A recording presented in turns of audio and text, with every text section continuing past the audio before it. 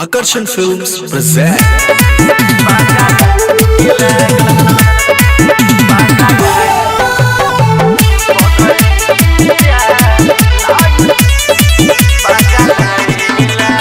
Music by Jaideep Mahi.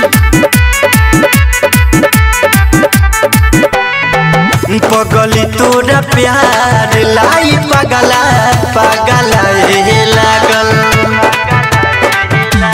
हाँ हाँ पगली तोरा प्यार लाई पगला पगला लागल। जहिया से छोड़ के गइलो देहिया तू बराए लागल। पगली तोरा प्यार लाई पगला पगला लागल। हाँ हाँ पगली तोरा प्यार लाई पगला पगला लागल। Riya Recording Studio, Narkatiyaganj.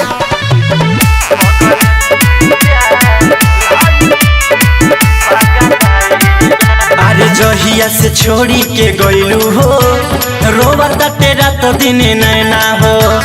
तुर देहलू दिल जैसे टूटेला धरती पर गिरी के आईना हो। जहिया से छोड़ी के गइलू हो रोवता तेरा तो दिन नैना हो। तुर देहलू दिल जैसे टूटेला धरती पर गिरी के आईना हो। चढ़ता वे पानी रानी गल के सुखाए लागल। पगली तोरा प्यार लाई पगला पगला लागल। हाँ हाँ पगली तोरा प्यार लाई पगला पगला लागल। सुना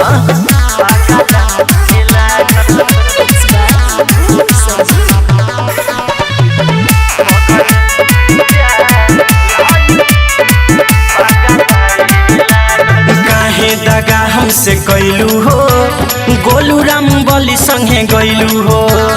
हमरा से असरा धराई के नाही हमारे जान भैलू हो। काहे दगा हमसे कैलू हो संजीव राम बली संगे गैलू हो। हमरा से असरा धराई के नाही हमारे जान भैलू हो। शिवम बवाली दिल के दर्द बुझाए लागल। पगली तोरा प्यार लाई पगला पगला लागल।